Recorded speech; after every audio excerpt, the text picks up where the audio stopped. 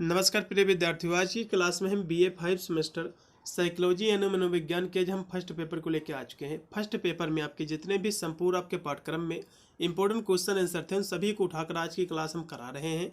यदि आपने अभी तक कुछ भी नहीं तैयार किया है, यही मेरा आप कंप्लीट वीडियो यदि आप देख लोगे तो आपका 80 से 90% पेपर आपका इन्हीं जो है क्लास के माध्यम से, इसी एक क्लास के माध्यम से आपका कवर हो जाएगा। अन्य कोई भी आपको क्लास लेने की बिल्कुल भी आपको आवश्यकता नहीं पड़ेगी। इसकी मैंने वैसे भी चैप्टर्स क्लासें करा रखी हैं, आप चाहे तो इसकी चैप्टर्स क्लासें भी ले सकते हैं। वीडियो की डिस्क्रिप्शन आपको प्लेलिस्ट का आपको लिंक जो है मिल जाएगा। ठीक है, पेपर आपका साइकोलॉजी का आपका एक फर्स्ट पेपर है। सेकंड पेपर की भी क्लास हम संपूर्ण पाठ्यक्रम से बहुत ही शीघ्र हम लेके आएंगे, इसलिए सभी विद्यार्थी चैनल से जुड़े रहिएगा, चैनल को सब्सक्राइब करके रखिएगा, जिससे मेरा कोई भी वीडियो जब आएगा तो इसका नोटिफिकेशन आपको मिलेगा सबसे पहले। ठीक है, पेपर आपका साइकोलॉजी यानी मनोविज्ञान का आपका फर्स्ट पेपर है। फर्स्ट पेपर आपको यहाँ से पेपर का नेम आपको मिलाना है। इसमें आपको पढ़ना है लाइफ स्पेन ह्यूमन डेवलपमेंट, आपका पेपर आपका टाइटल है, पेपर आपका जो है नेम है। यूपी के जितने भी विश्वविद्यालय है सभी का सिलेबस सेम है, यही आपको पढ़ना है। ठीक है, चलेगा। अब इसमें का जो पहला क्वेश्चन मैं लेके आया हुआ हूँ कि मानव विकास क्या है, इसका अर्थ, इसकी परिभाषा को समझाइए। आपके एग्जाम में क्वेश्चन बनेगा जरूर। ठीक है, इसकी विशेषता क्या है, इसके प्रभावित करने वाले इसके कारक क्या है मानव विकास को, तो इस तरह से आपके एग्जाम में क्वेश्चन बनेंगे। सबसे पहले मानव विकास है क्या, जिसको हम ह्यूमन डेवलपमेंट कहते हैं, इसको समझ लीजिए।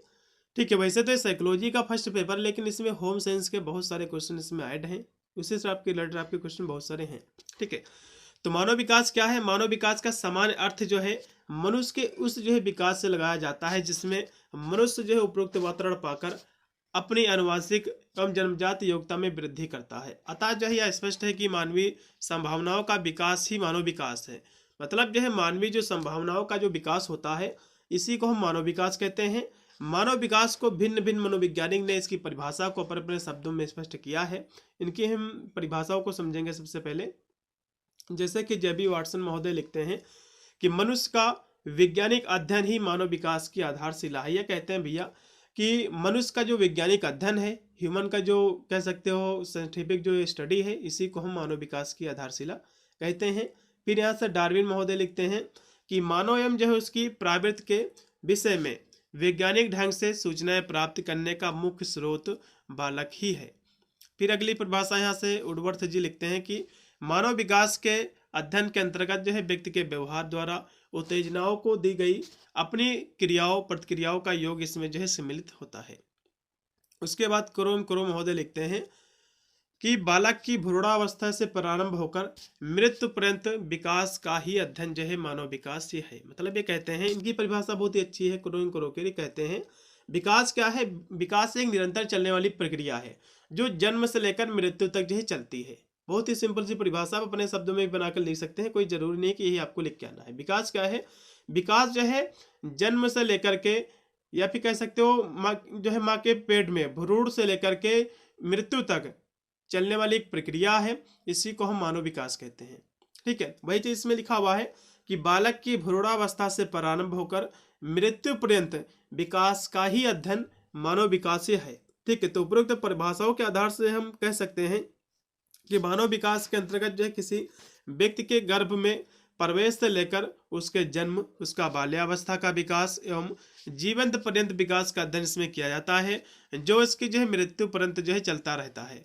इसके अंतर्गत जो है विभिन्न जो है उद्दीपकों के प्रति की गई क्रियाओं के योग का भी इसमें अध्ययन जो है किया जाता है, इसी को हम मानव विकास कहते हैं। ठीक है, इतनी परिभाषा आपको लिखना है।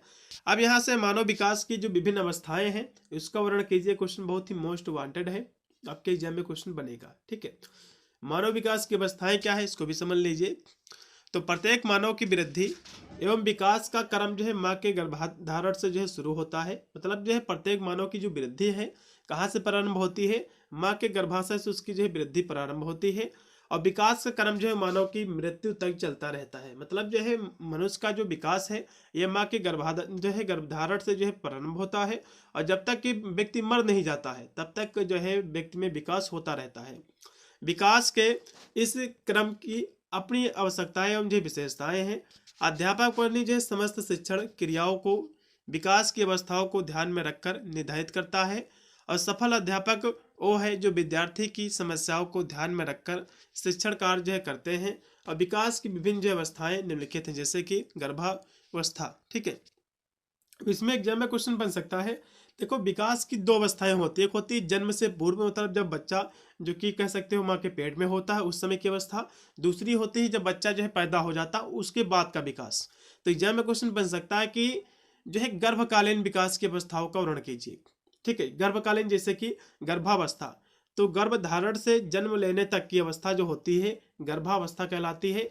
इसको जो है 3 हिस्सों में बांटा गया है।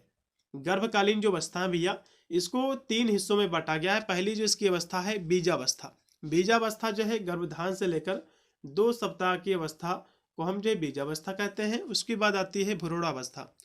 तो भ्रूणावस्था जो है दूसरे सप्ताह के अंत से 2 महीने तक ये चलती है। मतलब जो भ्रूणावस्था क्या है, दूसरे सप्ताह से 2 महीने तक की जो अवधि होती है प्रेगनेंसी की, उसी को हम भ्रूणावस्था कहते हैं। उसके बाद आती है गर्भस्थ शिशु काल। ये जो है गर्भ के दूसरे महीने से लेकर जन्म तक की जो अवस्था होती है उसको हम गर्भाशय शिशु काल कहते हैं। तो ये भैया गर्भकालीन अवस्थाएं हैं। ठीक है, अब यहाँ से शैशवावस्था जो कि जन्म के बाद की अवस्था है। तो जन्म के 2 साल तक का जो समय होता है ये शैशवावस्था कहलाता है। मतलब जो है जन्म से 2 वर्ष का जो समय होता है इसको हम शैशवावस्था कहते हैं। आपके एग्जाम में क्वेश्चन बन सकता है। देखो, हर एक क्वेश्चन को हम बहुत ही बारीकी से लेकर के चल रहे हैं। जैसे कि एग्जाम में क्वेश्चन भी पूछ ले कि शैशवावस्था क्या है, बाल्यावस्था क्या है, पूर्व बाल्यावस्था क्या है, तो ये मत कहिएगा कि मैंने कराया नहीं है। इन मानव की अवस्थाओं के अंतर्गत हम इनको भी अध्ययन करते चल रहे हैं, साथ में कराते। तो इसमें से कोई भी एक जो है आपके एग्जाम में क्वेश्चन पूछा जा सकता है। ठीक है, अलग करके भी। तो शैशवावस्था क्या है, यह जो है जन्म से 2 वर्ष तक का समय जो होता है इस शैशवावस्था कहलाता है। इसमें बालक के जो है अंग प्रत्यंग का विकास, व्यक्ति इसमें बोलना और इत्यादि जो है तीव्र गति से जो है बढ़ता और जो है दिखलाई देता है बच्चे में। उसके बाद आता है बाल्यावस्था।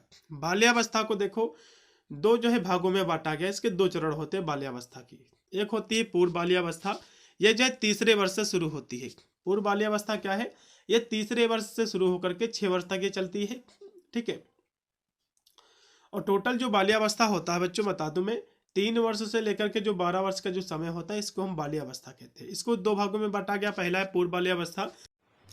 तो पूर्व बाल्यावस्था जो समय है ये 3 वर्ष से लेकर 6 वर्ष की जो समय होता है इसको हम पूर्व बाल्यावस्था कहते हैं। ठीक है, इसमें बालक की शिक्षा के साथ साथ कई विकास की क्रियाएं भी जो है स्पष्ट दिखाई पड़ती हैं। जैसे कि व्यक्ति इसमें जो है बोलना, पढ़ना, लिखना, खेल कूद में जो है भाग लेने लगता है बच्चा। उसके बाद है उत्तर बाल्यावस्था। तो ये जो है 7 वर्ष से लेकर जो 12 वर्ष तक की जो समय होता है उसको हम उत्तर बाल्यावस्था कहते हैं। ठीक है, जब किशोर जो है वीर या रज की जो उत्पत्ति की स्थिति तक पहुंच जाता है तो इसको हम उत्तर बाल्यावस्था कहते हैं। ठीक है, उसके बाद आती है अगली जो अवस्था आती है किशोरावस्था। किशोरावस्था समानता जो है 13 वर्ष से लेकर के 20 वर्ष का जो समय होता है इसको हम किशोरावस्था कहते हैं। समानता जो है किशोर में रज की उत्पत्ति से लेकर के परिपक्वता ग्रहण करने तक की आयु को किशोरावस्था कहा जाता है। इस अवस्था में शारीरिक रूप और मानसिक रूप से बालक में परिपक्वता आ जाती है एवं शारीरिक रूप विकास बहुत ही अच्छे से हो जाता है। उसके बाद है प्रौढ़ावस्था। प्रौढ़ावस्था क्या है, ये जो 20 वर्ष से लेकर 60 वर्ष का जो समय होता है इसको हम प्रौढ़ावस्था कहते हैं। तो इसमें जो है शारीरिक रूप एवं मानसिक रूप से परिपक्वता ग्रहण कर लेने से संतान उत्पत्ति करने की क्षमता जो है बच्चे में आ जाती है। ठीक है, ये लगभग जो है 20 वर्ष से लेकर जो है 60 वर्ष तक जो है आयु जो वर्ग है इसी को हम प्रौढ़ावस्था कहते हैं। इस अवस्था में व्यक्ति अपने यौवन जीवन और गृहस्थ जीवन का आनंद जो है लेता है। उसके बाद आती है वृद्धावस्था। तो वृद्धावस्था जो कि 60 वर्ष की आयु से लेकर अर्थात संतान उत्पत्ति की क्षमता होने से लेकर मृत्यु तक की अवस्था जो होती है वृद्धावस्था ये कहलाती है। इस तरह से आपको लिखना है। अब यहाँ से मानव विकास को प्रभावित करने वाले कारक कौन कौन से आपके एग्जाम में क्वेश्चन बनेगा, तो इसके बहुत सारे कारण हैं। जैसे कि वंशानुक्रम। देखो, वंशानुक्रम की जब बात आती है, जैसे कि आपके माता पिता में जो जीन है हो सकता है आप में भी स्थानांतरित हो जाएं, तो ये भी इसको प्रभावित करते हैं मानव विकास को। ठीक है, क्योंकि मानव के जो है विकास पर वंशानुक्रम का जो है प्रभाव जीवंत पर्यंत जो है रहता है। वंशानुगत जो है कारण जन्मजात विशेषताएं होती है जो बालक के जन्म के समय से ही पाई जाती हैं। वंशानुक्रम के वाहक जो है जीन होते हैं, अतः एक ही माता पिता की संतानों में भिन्न भिन्न जो है दिखाई देती हैं। प्राणी का रंग जैसे कि रूप, उसकी लंबाई, शारीरिक विशेषता, बुद्धि, तर्क, स्मृति और अन्य जो मानसिक योग्यता का निर्धारण भी वंशानुक्रम के द्वारा ही होता है। हमने देखा होगा जिनके माता पिता लंबे होते तो उनके बच्चे भी जो है लंबे होते। तो ये क्या है, वंशानुक्रम ही है। ठीक है, ये मानव विकास को इफेक्ट करते हैं, प्रभावित करते हैं। अब यहाँ से अगला जो इसका कारक है प्रभावित करने वाला, वो है वातावरण। देखो बच्चा मान लो पैदा हुआ, अब आपका परिवार का वातावरण क्या है, आपका रहन सहन कैसा है, तो बच्चा जिस तरह का वातावरण पाएगा उसी तरह का जो है वो बन जाएगा। ठीक है, तो मानव के जो है शारीरिक और मानसिक विकास पर भौतिक व मनोवैज्ञानिक दोनों प्रकार का वातावरण जो है प्रभावित करता है। मानव के विकास पर घर का वातावरण जो है सर्वाधिक प्रभावित करता है। जाहिर सी बात है, बच्चा घर में रहता है, अब घर में उसके साथ जैसा व्यवहार किया जाएगा तो बच्चा जो उसी तरह से जो है बनने लगता है। अगर जो है घर का वातावरण जो है अच्छा है तो जो मानव है उसका विकास भी अच्छा होता है। अगर जो है घर का वातावरण अच्छा नहीं है, ज़्यादा लड़ाई दंगा होता है, कहलपूर्ण है, तो जो बालक का जो विकास होगा अवरुद्ध हो जाता है। अतः जो है मानव के विकास में घर का वातावरण सबसे महत्वपूर्ण स्थान जो है रखता है। ठीक है, उसके बाद अगला जो इसका कारक है प्रभावित करने वाला, वो है आहार। देखो बच्चा जो पैदा होता है, मान लो उसको आहार अच्छा मिलेगा तो उसका बॉडी जो है सही से डेवलप करेगा। उसको आहार भैया सही से नहीं मिलेगा तो हो सकता है उसको कुपोषण हो जाए। तो ये भी कहीं ना कहीं देखा जाए तो मानव विकास को जो है प्रभावित ये करता है, आहार भी, डाइट। ठीक है, तो माँ का जो है आहार गर्भस्थ शिशु के विकास को प्रभावित करता है। माता का आहार जितना अधिक पौष्टिक होता है उतना ही अधिक स्वस्थ बालक जो है पैदा होता है। ठीक है, माता का जो है आहार बालक के विकास को जन्म के उपरांत, जब बालक जो है स्तनपान करता है तब उस समय तक जो है प्रभावित होता है। देखो माता का जैसे कि आहार क्या है, जैसे कि बच्चा माँ के पेट में है, ठीक है, प्रेगनेंसी में, तो माँ को यदि सही डाइट मिलेगा तो अंदर जो बच्चा है उसका भी सही से जो है विकास होगा। ठीक है, और बाद में जब तक कि माता जो है उसको स्तनपान कराती है तब तक भी जो है माँ कहीं ना कहीं देखा है आहार उसको प्रभावित करती है। उसके बाद बच्चा जब बड़ा होता है तो जिस प्रकार फिर आहार उसको दिया जाता है, तो आहार भी यदि सही मिलेगा आहार तो बच्चा का बॉडी जो है सही से डेवलप करेगा। तो डाइट भी कहीं ना कहीं देखा जाए तो जो कि मानव विकास को जो है इफेक्ट कह सकते हो, इसको प्रभावित करता है। ठीक है, अब जैसा डाइट मिलेगा, ठीक है, जैसे कि इसके जो है बाद बालक जो आहार जो है ग्रहण करता है वह भी बालक के विकास को प्रभावित करता है। जैसे कि खाना वगैरह जब खाता है बड़ा हो जाता है, तो मानव का आहार जो है यदि पौष्टिक होगा, ठीक है, पौष्टिक होगा तो बालक का जो है विकास अच्छा होगा, यदि पौष्टिक नहीं होगा तो बालक का विकास भी प्रभावित होता है। उसके बाद अगले इसका जो कारक है वो है वृद्धि। ठीक है, अगला क्या है कारक इसका, बुद्धि है। तो मानव के विकास पर बुद्धि का अत्यधिक जो है प्रभाव पड़ता है। यदि जो है मानव बुद्धिमान है तो नई नई बातों क्रियाओं को शीघ्रता से जो है सीख लेता है, और इसमें जो है परिपक्वता भी जो है शीघ्र आती है। इसके विपरीत यदि जो है मंद बुद्धि वाले बच्चों का शारीरिक विकास भले ही हो जाए किंतु उसके सामाजिक, संवेगात्मक, मानसिक एवं नैतिक विकास की गति जो है अत्यंत धीमी होती है। हमने देखा होगा कुछ बच्चे जो है मंद बुद्धि के होते हैं, कुछ बच्चे जो है तीव्र बुद्धि के होते हैं। तो जो बच्चा जो है कह सकते हो तीव्र बुद्धि का होगा वो जल्दी से जो है कह सकते हो उसका विकास हो जाएगा, शारीरिक जो है, मानसिक और जो है संवेगात्मक। ठीक है, अब यहाँ से अंतःस्रावी ग्रंथियाँ, तो अंतःस्रावी ग्रंथियों से निकलने वाला जो स्राव है, जो हार्मोन्स के स्राव है, इसके जो है शारीरिक और मानसिक विकास को भी जो प्रभावित करता है। बालक की लंबाई का संबंध थायराइड ग्रंथि के स्राव से होता है, और पैराथायराइड ग्रंथि से निकलने वाला स्राव हड्डियों का विकास, दांतों का विकास और बालक के संवेगात्मक व्यवहार, शांत चित्रता को प्रभावित करता है।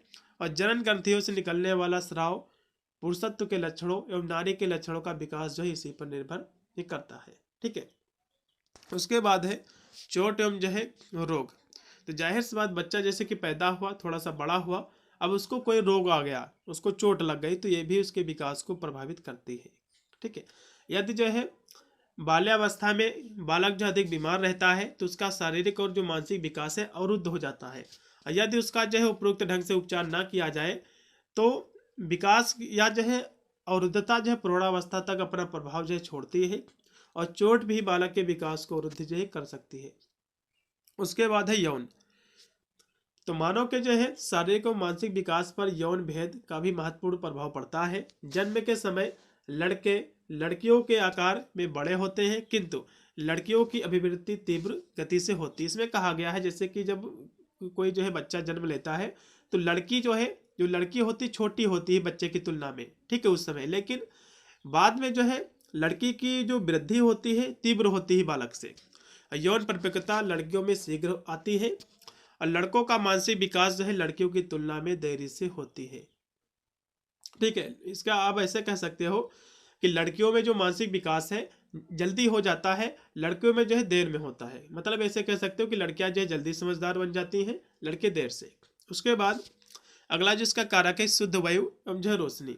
तो जीवन के प्रारंभिक दिनों में बालक को शुद्ध वायु प्रकाश की नितांत जो आवश्यकता होती है। वायु एवं प्रकाश के विकास हेतु अत्यंत ये आवश्यक है, तत्व है, और इसके अभाव से शरीर जो है अक्षम जो हो सकता है। ठीक है, तो थे इसके प्रभावित करने वाले कारक। अब यहाँ से गर्भकालीन अवस्थाओं का जो है वर्णन कीजिए। अभी मैंने आपको बताया था कि इसकी 3 अवस्थाएं होती हैं। ठीक है, तो गर्भकालीन जिसको गर्भावस्था कहते हैं, तो गर्भधारण से जन्म लेने तक की जो अवस्था होती है इसको हम गर्भावस्था कहते हैं। इसको 3 भागों में बांटा गया। एक बांटा गया बीजावस्था, ये जो है गर्भधान से लेकर के 2 सप्ताह तक का जो समय होती है उसको हम बीजावस्था कहते हैं। उसके बाद है भ्रूणावस्था। भ्रूणावस्था जो है दूसरे सप्ताह के अंत से 2 महीने तक की, दूसरे सप्ताह से के अंत तक के 2 महीने तक का जो समय होता है उसको हम भ्रूणावस्था कहते हैं। उसके बाद तीसरी जो इसकी अवस्था है गर्भस्थ शिशुकाल। तो गर्भ के तीसरे महीने से लेकर के, मतलब दूसरे महीने तक की भ्रूणावस्था होती है, फिर दूसरे महीने से लेकर के जन्म लेने तक का जो समय होती है, ठीक है, इसी को हम गर्भस्थ शिशुकाल कहा जाता है। इस तरह सबको लिखना। अब यहाँ से गर्भकालीन विकास को प्रभावित करने वाले कौन कौन से कारक है, एग्जाम में क्वेश्चन बनता है।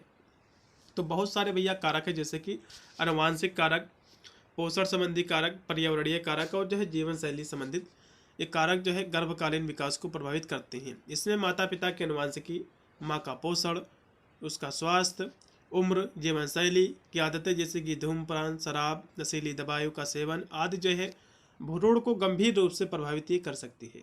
ठीक है, इसमें जैसे कि आनुवांशिक कारक क्या है, जैसे कि माता पिता की आनुवांशिकी। तो बच्चे की आनुवांशिक संरचना जन्मजात विकारों या विशिष्ट आनुवांशिक बीमारियों के जोखिम को प्रभावित कर सकती है। उसके बाद है सिकल सेल जो है रोग। यदि जो है माता पिता में से किसी को यह रोग है तो बच्चे में भी इसका होने का खतरा जो है बढ़ जाता है, और जिसका जो है पता गर्भावस्था के दौरान जो है या जन्म के बाद जो है लगाया जा सकता है। उसके बाद है पोषण संबंधी कुछ इसके कारक हैं, जैसे कि माँ का आहार। जाहिर सी बात है, जैसे कि माँ के पेट में बच्चा है तो माँ को यदि सही से आहार ना दिया जाएगा तो इसका प्रभाव बच्चे पर भी पड़ेगा। ठीक है, तो कुपोषण या खराब पोषण से भ्रूण के विकास को ये बाधित कर सकता है, और जिसके जो है कारण कम वजन के साथ जन्म या फिर अन्य समस्याएं बच्चे में हो सकती हैं। उसके बाद है विटामिन की कमी या फिर अधिकता।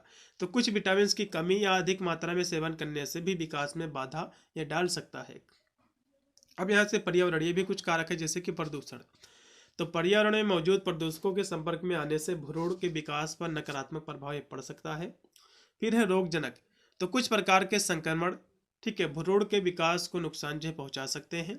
फिर है विकिरण। तो विकिरण के संपर्क में आने से भ्रूण को गंभीर क्षति जो है ये हो सकती है। फिर है जीवन संबंधी कुछ कारक हैं, जैसे कि धूम्रपान, शराब, नशीली दवाएं। तो ये सभी क्या है भ्रूण के विकास के लिए अत्यंत जो है हानिकारक है। जैसे कि कोई जो है महिला है, उसके जो है जो कि गर्भधारण किए हैं, मतलब प्रेग्नेंट है, और शराब पी रही है, दारू पी रही है, ठीक है, इस तरह के कार्य कर रही है, हानिकारक तंबाकू वगैरह, तो नशीली दवाई वगैरह ले रही, तो इस तरह से बालक का जो विकास है अवरुद्ध होता है। ठीक है, इसको प्रभावित करेगा, और इनसे जो है मस्तिष्क की क्षति, जन्मजात विकृतियां, समय से पहले जन्म या फिर अन्य गंभीर समस्याएं जो है हो सकती है। उसके बाद है शारीरिक जो है स्वास्थ्य। तो माँ के जो है स्वास्थ्य संबंधी मुद्दे, जैसे कि गर्भकालीन उच्च रक्तचाप और गर्भकालीन मधुमेह और पीरी एक्सलेम्पिया भ्रूण के विकास को प्रभावित कर सकते हैं। उसके बाद है माँ की भावात्मक स्थिति। तो माँ की भावात्मक और मानसिक स्थिति भी गर्भकालीन विकास को प्रभावित कर सकती है। जाहिर सी बात है, जैसे कि प्रेग्नेंट कोई औरत है, वो ज़्यादा जो है टेंशन करती है, ज़्यादा सोचती है, ठीक है, उसके घर पर व्यवहार नहीं सही उसके साथ किया जाता, तो ये भी कहीं ना कहीं देखा है तो बच्चे के जो है उसके जो विकास है उसको अवरुद्ध कर सकती है। ठीक है, अब यहाँ से अगला जो क्वेश्चन है, गयात्मक विकास क्या है, जिसको हम गामक जो है विकास भी कहते हैं। इसका अर्थ, इसकी परिभाषा आपके एग्जाम में क्वेश्चन बनेगा। ठीक है, तो क्रियात्मक विकास को गयात्मक योग्यता का विकास भी जो है कहते हैं। क्रियात्मक विकास का समान सा जो है अर्थ है कि बालक के भीतर क्रियात्मक योग्यताओं एवं कौशल का विकास होना। इसी को हम क्रियात्मक विकास कहते हैं। ठीक है, मतलब जो है to develop motor abilities and skill in child, इसी को हम क्या कहते हैं, मोटर डेवलपमेंट कहते हैं, क्रियात्मक विकास कहते हैं। क्रियात्मक विकास के द्वारा बालक अपनी जो है मांसपेशियों पर नियंत्रण जो है रखना सीख जाता है और फलतः उसकी विभिन्न जो क्रियाएं हैं जैसे कि उम्र बढ़ने के साथ साथ नियंत्रित होने लगती हैं। और विभिन्न जो है बाल मनोवैज्ञानिक ने क्रियात्मक विकास की परिभाषा अपने अपने तरीकों से दी है। तो कुछ हम विद्वानों के माध्यम से क्रियात्मक विकास की परिभाषा को समझेंगे। जैसे कि जो कि जेम्स ड्रेबर महोदय ये लिखते हैं कि क्रियात्मक का संबंध उन रचनाओं एवं जो है कार्यों से है जो मांसपेशियों की क्रियाओं से संबंधित है, अथवा चाहे इसका संबंध जीव की उस अनुक्रिया से है जो वह किसी परिस्थिति विशेष के प्रति जो है करता है। ठीक है, उसके बाद अगली परिभाषा करोम महोदय लिखते हैं कि क्रियात्मक योग्यता से आशा है कि उन विभिन्न प्रकार की क्रियाओं, उन विभिन्न प्रकार की शारीरिक जो गतिविधियां हैं जिसमें जो है व्यक्ति कार्य करना सीखता है जो कि नाड़ियों मांसपेशियों के द्वारा संभव होता है, इसी को हम क्रियात्मक विकास होता है। मतलब जो है व्यक्ति क्रिया करना सीखता है। ठीक है, शरीर के माध्यम से हाथ पैर चलाना, ये सब जो क्रिया करता है इसी को हम क्रियात्मक विकास कहते हैं। उसके बाद है यहाँ से हार्लाक महोदय जी लिखते हैं क्रियात्मक विकास से तात्पर्य कि मांसपेशियों की उन गतिविधियों के नियंत्रण से है जो जन्म के समय तथा जन्म के बाद कि जो है कुछ समय बाद तक निरर्थक एवं अनिश्चित होती हैं। तो उपरोक्त परिभाषाओं के आधार पर निश्चित रूप से कहा जा सकता है कि क्रियात्मक विकास का तात्पर्य शरीर की विभिन्न गतियों से है जो मांसपेशियों में जो है नियंत्रण से आती है, तथा नियंत्रण जो है मांसपेशियों में जो तंत्रिकाओं के विकास, परिपक्व एकीकरण और उसके जो है समन्वित रूप से कार्य करने से आती है। ठीक है, अब यहाँ से क्रियात्मक विकास की विशेषता क्या है इसको भी समझ लीजिए। इसकी पहली विशेषता है क्रियात्मक विकास के दो क्रम होते हैं, एक होता है मस्त का अधोमुखी क्रम और दूसरा होता है निकट दूर का सिद्धांत। तो इसी नियमों के आधार पर क्रियात्मक विकास जो होता है। अगले फिर इसकी विशेषता है कि विकास जो है समान रूप से विशिष्ट की ओर होता है, अर्थात पहले समान क्रियाएं होती हैं, वह जो अंत में विशिष्ट है। ठीक है, उसके बाद है क्रियात्मक विकास पहले बड़ी मांसपेशियों का होता है, वह फिर छोटी मांसपेशियों का इसके बाद होता है। उसके बाद है विकासात्मक विकास में परिपक्वता था जो है सीखना दो आवश्यक कारक है से आगे की ओर जो है बढ़ता है, और इससे भी जो है एक कह सकते हो एक भी कम होने पर क्रियात्मक विकास की गति जो है नहीं होती है। ठीक है, अगले फिर इसकी विशेषता कि बच्चे के क्रियात्मक विकास में अंतर होता है क्योंकि बच्चों में व्यक्तिगत भिन्नता जो है पाई जाती है, क्योंकि सभी बच्चे में भिन्नता पाई जाती है, कोई बच्चा किस तरह से जल्दी विकास कर जाता है। उसके बाद है 3 वर्ष तक यौन का अंतर क्रियात्मक विकास पर नहीं पड़ता है किंतु उसके बाद जो है पड़ता है। तो इसकी जो है इसकी विशेषता अब यहाँ से क्रियात्मक विकास को प्रभावित करने वाले कारक कौन कौन से है इसको भी समझ लीजिए। जैसे कि ये जो है बच्चे जिनका स्वास्थ्य जो ठीक नहीं रहता है तो उनका जो है क्रियात्मक विकास भी क्या है धीरे धीरे होता है। उसके बाद है वे बच्चे जिनकी मांसपेशियां विकसित जो है हड्डियां छोटी अथवा जो पतली होती है तो उनका क्रियात्मक विकास जो है क्या होता है तीव्र होता है। उसके बाद है जिन बच्चों को पौष्टिक भोजन ठीक प्रकार से मिलता है उनका जो है शारीरिक विकास ठीक प्रकार से होता है, जिनको जो है सही से भोजन नहीं मिलता उनका जो है जो विकास होता है धीमा होता है। फिर है वे बच्चे जो अधिक समय तक बीमार रहते हैं उन्हें जो क्रियात्मक कौशल का अवसर जो है कम मिलता है। उसके बाद इसका अगला जो प्रभावित करने वाला कारक है सामान्य बालक का क्रियात्मक विकास मंद बुद्धि की अपेक्षा तीव्र होता है, और कुछ जो है क्रियात्मक कौशल कुछ बच्चे भय के कारण नहीं सीख पाते हैं और अभ्यास की कमी के कारण क्रियात्मक कौशल में भी जो है कमी देखी जाती है भी आती है। अब यहाँ से प्रसव पूर्व देखभाल के क्या उद्देश्य हैं इसको भी समझ लीजिए।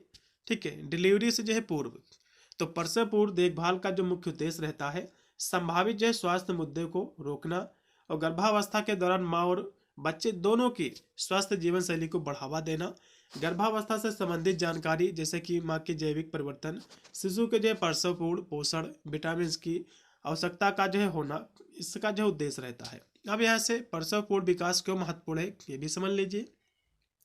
तो जन्म पूर्व और जो है जीवन के पहले 3 वर्षों के दौरान हमारा स्वास्थ्य कल्याण जो है भविष्य की सभी शिक्षाओं व्यवहार स्वास्थ्य को जो है प्रभावित करता है, और यह जो है समय अवधि बच्चे के जो है विकासशील मस्तिष्क शरीर के लिए सबसे संवेदनशील जो है होती है ये। ठीक है, उसके बाद यहाँ से प्रसवपूर्व विकास को प्रभावित करने वाले कौन कौन से कारक हैं ये भी समझ लीजिए। तो प्रसवपूर्व विकास को प्रभावित करने वाले कारक कई जो है महत्वपूर्ण इसके कारक हैं जो माँ के गर्भ में भ्रूण के विकास के तरीके को जो है प्रभावित करता है। इसके बहुत सारे कारण, जैसे कि धूमपान, जाहिर सी बात है कोई महिला प्रेग्नेंट है, यदि वो धूमपान कर रही है, नशीली दवाई ले रही है, तो कहीं ना कहीं देखा जाए तो ये जो है इसके विकास को प्रभावित कर सकती है। ठीक है, मनोरंजन जो है, दवाएं और शराब, रोगजनक, विकिरण, कुपोषण, अतिरिक्त जो है विटामिन सी, सभी क्या है इसको प्रभावित करते हैं। ठीक है, इसके बाद है प्रसव पूर्व जो है जांच के क्या लाभ है। मतलब जो है प्रसव पूर्व मतलब जो है डिलीवरी से पहले जो जांच की जाती है इसके क्या लाभ है। ठीक है, तो प्रसव पूर्व जांच के मुख्यतः जैसे कि इसमें खून जांच होती है, रक्तचाप होता है, HIV की जांच होती है। तो इसमें जो है क्योंकि ANC में गर्भावस्था के समय होने वाली जटिलताओं का पहले से ही पता जो है इसमें चल जाता है कि गर्भावस्था में के दौरान माँ में कोई गंभीर बीमारी तो नहीं है, जैसे कि HIV। ठीक है, तो समय रहते जो है भ्रूण को बीमारी से बचाया जा सकता है, इसीलिए जो है जांच की जाती है। ठीक है, जैसे कि खून की कमी है तो उसकी भी आपूर्ति के लिए सारे जो है किए जाते हैं कार्य। ठीक है, अब यहाँ से अगला जो इसमें क्वेश्चन की नवजात शिशु की प्रमुख विशेषताओं का वर्णन कीजिएगा। ठीक है, इसकी सीमाओं पर भी आपको टिप्पणी लिखना है, तो ऐसे समझिएगा। तो गर्भस्थ शिशु जो माँ के शरीर से जो है जन्म लेता है उसे हम नवजात शिशु जो है कहते हैं। ठीक है, नवजात जो शिशु है जिसको हम, जो कि न्यूनेट लैटिन शब्द का जो कि शब्द है जो संभवतः ग्रीक वर्ड के जो कि नेओस से बना है, जिसका अर्थ होता है कि नया। नवजात शिशु शब्द का जो अर्थ है वो है नवजात शिशु जिसकी आयु अधिक से अधिक जो है 30 वर्ष की हो, जन्म से आधा घंटा आयु तक का जो बालक है उसी को हम गर्भस्थ शिशु काल कहते हैं, नवजात शिशु कहते हैं। ठीक है, वह नवजात शिशु कहलाता है जब पैदा होता है तो उसका जो आहार नाल जो है काटने के बाद माँ से जो है अलग कर दिया जाता है, एवं जो एक स्वतंत्र माँ से भिन्न जीव जो है बन जाता है। और कुछ मनोवैज्ञानिक के स्थान पर न्यू बर्न इन्फेंट शब्द का प्रयोग जो है करते हैं। इसकी जो है आयु जन्म से केवल 10 दिन तक ही मानते हैं। नवजात शिशु की कुछ प्रमुख विशेषताएं हैं, जैसे कि नवजात शिशु का आकार। तो जन्म के समय नवजात शिशु का जो औसत भार है 7.5 जो है पाउंड, अथवा जो इसकी जो औसत लंबाई है 19.5 इंच होती है। भार के औसत का विस्तार 3 से लेकर जो है 16 पाउंड तक, तथा जो है लंबाई के औसत का विस्तार जो है 15 से 21 इंच तक होता है। अक्सर जन्म के समय लड़के लड़कियों की अपेक्षा अधिक जो है लंबी होती है, मतलब लड़के क्या है लड़कियों की अपेक्षा अधिक लंबे होते हैं। नवजात शिशु के आकार को अनेक कारक जो प्रभावित करते हैं। इनमें से कुछ कारक निम्न प्रकार है, जैसे कि माँ का आहार। तो माँ के आहार में प्रोटीन की मात्रा शिशु के आकार को प्रभावित करती है। यहाँ से स्मिथ और जो है वाइस महोदय ने के अनुसार माँ के आहार में पोषक तत्व जितने ही कम मात्रा में होंगे नवजात शिशु का आकार उतना ही छोटा होगा। प्रोटीन अधिक मात्रा में दोगे औरत को तो बच्चे का विकास भी जो है थोड़ा सा बच्चा बड़ा होगा। फिर यहाँ से है आर्थिक स्तर। तो माता पिता का आर्थिक स्तर का संबंध भी माँ के आहार की मात्रा क्वालिटी से है। यहाँ से गिब्सन महोदय के अध्ययन से जो है देखा गया है कि उन लोगों में जिनका आर्थिक स्तर निम्न होता है उनके बच्चे का आकार भी छोटे जो कम भार वाले उत्पन्न होते हैं, पैदा होते हैं उसमें। उसके बाद है गर्भस्थ शिशु की क्रियाएं। तो अध्ययन में देखा गया है कि जो गर्भस्थ शिशु गर्भकालीन अवस्था में अधिक क्रियाशील होते हैं वे जन्म के समय दुबले, पतले और जो है कम भार वाले होते हैं। उसके बाद अगला जो इसमें क्वेश्चन है कि शैशवावस्था क्या। वैसे तो सारी मैंने अवस्था करा दी है, लेकिन यहाँ से भी समझ लीजिए अवस्था क्या है, इनकी विशेषता क्या है। तो हर एक क्वेश्चन को बहुत ही विस्तार से लेके आए हुए हैं। तो शैशवावस्था जो है जन्म से लेकर के लगभग 2 वर्ष का जो समय होती है उसी को हम शैशवावस्था कहते हैं। जब बच्चा जो है शारीरिक मानसिक रूप से तेजी से विकसित होता है ये अवस्था में, इस दौरान जो शिशु का विकास बहुत तेजी से होता है, जिसमें वे बैठना, रेंगना, चलना, बोलना जो है सीखते हैं। यह विकास की सबसे प्रारंभिक और महत्वपूर्ण अवस्था ही मानी जाती है। अब इसकी विशेषता क्या है, इसमें शारीरिक विकास। तो इस अवस्था में शारीरिक विकास बहुत ही तेजी से होता है। फिर है मानसिक विकास। तो शैशवावस्था को सीखने का आदर्श कला भी जो है कहा जाता है। फिर है निर्भरता। तो शिशु जो है अपने माता पिता और परिवार के सदस्यों पर जो है पूरी तरह से निर्भर होते हैं। फिर है सीखना, शिशु जो अपने आसपास के वातावरण का अनुकरण करके अनुभव करके जो है सीखता है। ठीक है, उसके बाद है शुरुआती विकास। तो जन्म के बाद पहले 2 महीने तक के बच्चे को नवजात शिशु कहा जाता है। उसके बाद की अवस्था को हम शैशवावस्था कहते हैं। ठीक है, उसके बाद यहाँ से देखिएगा कि शैशवावस्था में संवेगात्मक विकास क्या है, इसके अर्थ को समझाइएगा।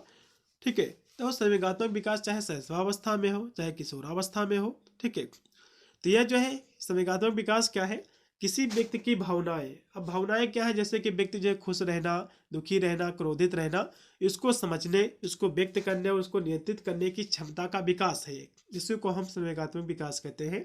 इसमें जो है भावनाओं के शारीरिक और मानसिक प्रभाव को समझना और सामाजिक वातावरण में उनका उचित जो है प्रबंधन करना इसमें शामिल है, जो व्यक्ति के संपूर्ण विकास का एक महत्वपूर्ण हिस्सा है।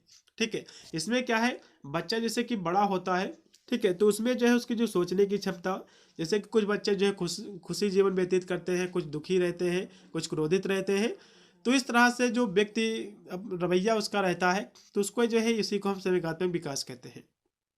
अब यहाँ से इसके महत्वपूर्ण जो पहलू हैं, जैसे कि भावनाओं की उत्पत्ति एवं जो है अभिवृद्धि, क्योंकि इस अवस्था में बालक के विभिन्न जो है संवेगों, जैसे कि खुशी, दुख, क्रोध, डर आदि जो है बच्चे में जो है क्या है विकसित होता है। ठीक है, उसके बाद है भावनाओं का प्रबंधन। तो सामाजिक वातावरण में अपनी भावनाओं को समझना, उन्हें नियंत्रित करना सीखता है। इसमें भावनाओं की तीव्रता, अभिव्यक्ति की क्षमता का विकास भी इसमें शामिल है।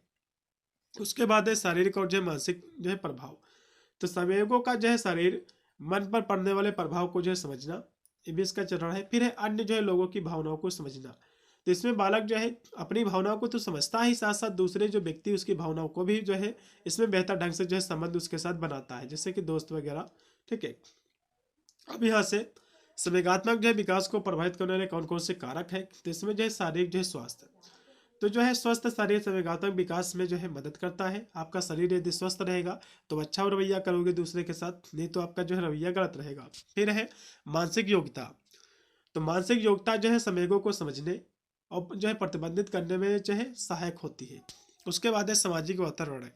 तो परिवार, दोस्त, शिक्षा का जो है व्यवहार बालक के विकास पर गहरा ही प्रभाव जो है डालता है। फिर अनुवांशिकी। तो अनुवांशिकी कारक भी जो है संवेगात्मक विकास में भूमिका ये जो है निभाते हैं। तो इस तरह से इसके कारक आपको लिखना है। अब यहाँ से बाल्यावस्था क्या है, इसको भी समझ लीजिए। तो मानव जीवन का जन्म से लेकर के यौवन आरंभ तक का जो चरण होता है, ठीक है, जिसे आमतौर पर 2 वर्ष से लेकर 12 वर्ष की आयु के बीच माना जाता है, इसी को हम बाल्यावस्था कहते हैं। इस अवस्था को शारीरिक, मानसिक, सामाजिक और भावनात्मक विकास के लिए महत्वपूर्ण माना जाता है, जहां बच्चा सामाजिक व्यवहार के नियम और मानसिक जो क्षमताएं हैं और शिक्षा के मूलभूत जो सिद्धांत है इसको सीखता है।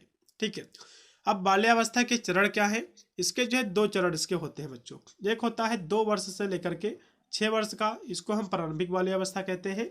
इसे जो है पूर्व विद्यालय चरण भी कहते हैं। इसमें क्या है, विद्यालय में पूर्व विद्यालय जो प्राथमिक विद्यालय है इसमें बच्चा जाता है। इस दौरान जो है बच्चा अधिक गतिशील होता है और परिवार के बाहर की गतिविधियों को जो है करने लगता है। उसके बाद है उत्तर बाल्यावस्था। तो ये जो 6 वर्ष से लेकर के 12 वर्ष की जो समय होती है उसको हम उत्तर बाल्यावस्था कहते हैं। इस अवस्था में बच्चे में स्वतंत्रता की इच्छा जो बढ़ जाती है, वह जो स्कूल जाने लगता है और सहकर्मी, उसके दोस्त वगैरह का समूह भी जो है बना लेते हैं, उसका भी महत्व बढ़ जाता है। इसलिए इसे जो है गिरोह युग भी जो है कहा जाता है। ठीक है, अब यहाँ से बाल्यावस्था की विशेषता क्या है, जब क्वेश्चन बनता है, तो जैसे कि शारीरिक विकास। ठीक है, इसकी चाहे विशेषता पूछे या फिर इसके प्रभाव पूछे या फिर इसके महत्व पूछे, तो यही आपको लिखना है। जैसे कि शारीरिक विकास, तो इस जो है अवस्था के दौरान शरीर की लंबाई, मस्तिष्क का विकास होता है। दूध के दांत जो है गिरकर स्थायी दांत जो है निकलने शुरू हो जाते हैं। फिर है मानसिक विकास। तो बच्चा जो है तार्किक प्रश्न पूछना शुरू करता है और अपनी यादों को स्मरण करने की योग्यता भी जो विकसित करता है इसी अवस्था में। फिर है सामाजिक और भावनात्मक विकास। तो स्व मतलब जो है मैं कौन हूँ, और लिंग और जो है नैतिक, क्या सही है क्या गलत है, इसकी भावना विकसित होती है बच्चे में। और दूसरों के सामाजिक संबंध स्थापित करने की कोशिश भी बच्चा इसी में करता है। उसके बाद है सामाजिक व्यवहार और जो कौशल। तो बच्चे जो है सामाजिक व्यवहार के नियम को सीखते हैं, जैसे कि दूसरों से बात करना, समूह में जो है रहना। उसके बाद है सामाजिक निर्माण। तो आधुनिक जो है सामाजिक संरचनात्मक सिद्धांत के अनुसार बाल्यावस्था एक सामाजिक निर्माण है और जिसमें जो है बच्चे अपने समाज और पर्यावरण से बहुत कुछ जो है सीखते हैं। उसके बाद है बाल शोषण। तो गरीबी और जो है दूषित वातावरण जैसे कुछ नकारात्मक बच्चों के विकास और बाल्यावस्था को प्रभावित ही कर सकती है। ठीक है, अब यहाँ से संज्ञानात्मक जो है विकास का अर्थ क्या है इसको भी समझ लीजिए। इसमें जो है बच्चा सोचने, तर्क करने, सीखने की क्षमता का जो है इसमें विकास से करता है। इसमें जो है ज्ञान, कौशल, समस्या समाधान और स्वभाव का विकास इसमें शामिल है, जिससे बच्चे अपने जो आसपास की जो दुनिया है उसको समझने, उससे निपटने के जो है समझ होते हैं। या जो है प्रक्रिया मस्तिष्क में होने वाले परिवर्तनों से संबंधित है और जीवन भर ये चलती रहती है। ठीक है, अब यहाँ से इसकी विशेषता क्या है संज्ञानात्मक विकास की, तो जैसे कि सोचना और जो है तर्क करना। तो इसमें जो है बच्चा क्या है, बच्चा जो सोचना और तर्क करने जो है लगता है वो विकसित होती है उसकी क्षमता। ठीक है, उसके बाद है स्मृति और जो है समस्या समाधान। तो इसमें जो है बच्चा जो है याद रखने की क्षमता जो है विकसित करता है और समस्या समाधान कौशल का विकास भी इसी में शामिल है। फिर है मानसिक क्षमताएं। तो इसमें जो है बच्चा पढ़ना लिखना, गणित, ध्यान केंद्रित करता है, आलोचनात्मक सोच जैसे कि विभिन्न बौद्धिक कौशल भी इसमें करता है। उसके बाद है दुनिया को समझना। तो यह जो है बच्चे को अपने आसपास की जो दुनिया है उसको समझने, उसके बारे में सोचने में मदद भी करता है। फिर है मस्तिष्क का विकास।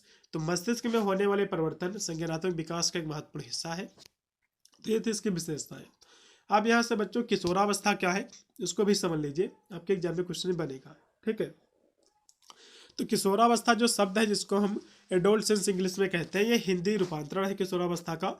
एडोलसेंस जो शब्द है ये लैटिन भाषा के एडोलासियर से बना हुआ है, जिसका अर्थ होता है परिपक्वता की तरफ जो है बढ़ना।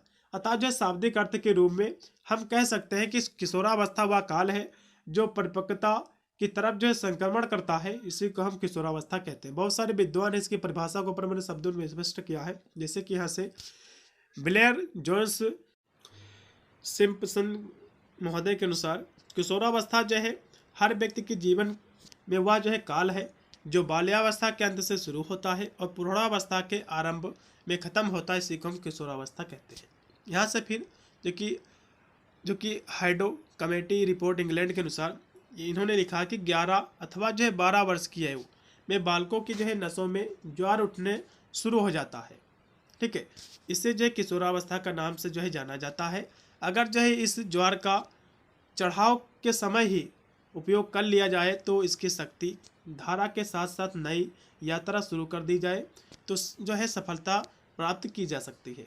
ठीक है, अब यहाँ से किशोरावस्था की विशेषता क्या है, तो किशोरावस्था का काल जो है संसार के सभी देशों में एक साथ जो है नहीं मानते, तो सभी देशों में किशोरावस्था की जो एज है अलग अलग मानते हैं। यहाँ से हिरीमैन महोदय ने लिखा है कि यूरोप जो देश है उसमें किशोरावस्था का जो समय है, लड़कियों का समय माना है 13 वर्ष से लेकर 21 वर्ष तक, लड़कों का माना है 15 से लेकर 21 वर्ष तक। जबकि भारत में क्या माना है किशोरावस्था का समय, भारत में लड़कियों को जो है किशोरावस्था 11 से लेकर 17 वर्ष तक माना जाता है और लड़कों को जो है 13 से लेकर 19 वर्ष की जो समय होता है इसको किशोरावस्था की सीमा के अंतर्गत जो है मानी जाती है। अब यहाँ से इसके हम विशेषताओं की बात करें तो शारीरिक और जो है यौन विकास। ठीक है, तो किशोरावस्था में यौवन की शुरुआत के साथ साथ शरीर के कई सारे बदलाव होते हैं, जिनमें जो है वृद्धि, वजन का बढ़ना, मांसपेशियों का विकास, यौन जो है परिपक्वता इसमें शामिल है। उसके बाद है संज्ञानात्मक विकास। इसमें जो है बच्चे में किशोरावस्था में सोचने की क्षमता आती है, तर्क करने की क्षमता, समस्याओं को जो है हल करने की क्षमता में सुधार होता है और मस्तिष्क के जो कि प्रीफ्रंटल कॉर्टेक्स जैसे क्षेत्रों में जो है विकास होता है, जो योजना बनाने और निर्णय लेने के लिए महत्वपूर्ण होता है। उसके बाद है सामाजिक और भावनात्मक विकास। तो किशोर जो अधिक स्वतंत्र होते हैं और परिवार के अलावा दोस्तों, समुदाय से जुड़ाव महसूस करते हैं। इस दौरान पहचान का संकट, भावात्मक उतार चढ़ाव, जोखिम लेने की प्रवृत्ति जो है आम इसमें होती है। अगली विशेषता है कि स्वतंत्रता की तलाश। तो किशोर जो है अपनी पहचान दुनिया में अपनी जो है जगह बनाने के लिए अत्यधिक जो है स्वतंत्र होने की तलाश जो है करते हैं, कोशिश करते हैं। अब इसमें अगला जो क्वेश्चन मैंने रखा है, वैवाहिक जो है समायोजन का अर्थ क्या है, यौन संबंधी समायोजन क्या है, एकाकी जो है जनकता क्या है, इन सभी को हम समझेंगे। तो सबसे पहले वैवाहिक जो है समायोजन क्या है इसको समझ लीजिए। तो स्त्री पुरुष जो कि एक ही सिक्के के दो पहलू है, अर्थात जो है गृहस्थ रूपी गाड़ी के दो पहिए हैं, एक के ना होने पर गाड़ी जो है रुक जाती है, उसी प्रकार स्त्री पुरुष में से यदि एक का ना होने पर वैवाहिक जीवन की कल्पना नहीं की जा सकती है। मतलब जो है स्त्री पुरुष जो कि कह सकते हो जो कि स्त्री को जो कि अर्धांगिनी कहा गया है, एक के ना होने पर कह सकते हो दूसरे की कल्पना नहीं की जा सकती है, वैवाहिक जीवन की कल्पना नहीं की जा सकती। अतः वैवाहिक जीवन चलाने के लिए स्त्री पुरुष दोनों का ही होना अनिवार्य होता है। ठीक है, स्त्री पुरुष जो विवाह के पश्चात गृहस्थ जीवन का निर्वाह करते हैं, अपने बच्चों का जो है पालन पोषण करते हैं तथा जो है सुख दुख में एक साथ जो है एक दूसरे के साथ ही होते हैं। दोनों में जो है प्रेम त्याग सहानुभूति की जो है भावना होती है, एक दूसरे के प्रति जो है ये भाव होते हैं, तभी जो है पारिवारिक जीवन जो है सुखी हो सकता है। ठीक है, जब एक दूसरे की मदद करेंगे तभी जो है पारिवारिक जीवन जो है सुखी हो सकता है। और पूरी जिंदगी दोनों पति पत्नी एक साथ रहकर अपना जीवन व्यतीत कर सकते हैं। सुखी शांतिपूर्ण जीवन ही वैवाहिक जीवन का सार है। मतलब सुखी शांतिपूर्ण जीवन व्यतीत करना ही वैवाहिक जीवन का सार है। ठीक है, अब यहाँ से वैवाहिक समायोजन का अर्थ क्या है इसको समझ लीजिए। तो वैवाहिक समायोजन का अर्थ है कि विवाह के बाद पति पत्नी एक दूसरे की रुचि उसके स्वभाव को जानकर उनके अनुरूप ही कार्य करे और संबंधों को जो है प्रेम पूर्ण बनाए और एक दूसरे के लिए जो है त्याग सहयोग की भावना का विकास करे। इसे ही हम वैवाहिक जीवन कहते हैं। मतलब जो है वैवाहिक जीवन क्या है, समायोजन क्या है, विवाह के बाद पति पत्नी जो है एक दूसरे के साथ में है रुचि रखें। ठीक है, प्रेम से साथ रहें, एक दूसरे का सम्मान करें, एक दूसरे का जो है सहायता करें। ठीक है, इसी को हम वैवाहिक जीवन जो है कहते हैं। वैवाहिक जीवन जो है जीवन अनुकूल नहीं है। यदि जो है वैवाहिक जीवन अनुकूल नहीं है तो दोनों का जीवन जो है बहुत ही कष्ट में हो जाएगा। यदि एक दूसरे के साथ मिलकर नहीं रहेंगे तो जाहिर सी बात है दरारें आएंगी, लड़ाई दंगे होंगे। तो यदि जो है वैवाहिक जीवन अनुकूलन नहीं है उसमें, ठीक है, प्रतिकूलन है, तो आपस में संघर्ष बना रहता है, हमेशा एक दूसरे की जो है बात काटते रहते हैं। किंतु यदि वैवाहिक जीवन अनुकूलन में होता है तो दोनों का जीवन जो है सुखी शांतिपूर्ण जो है बीतता है। ठीक है, अब यहाँ से जीवन साथी के साथ जो है समायोजन, इसको भी समझ लीजिए। तो वैवाहिक जीवन में सबसे बड़ी समायोजन की समस्या जीवन साथी के साथ समायोजन की स्थिति होती है।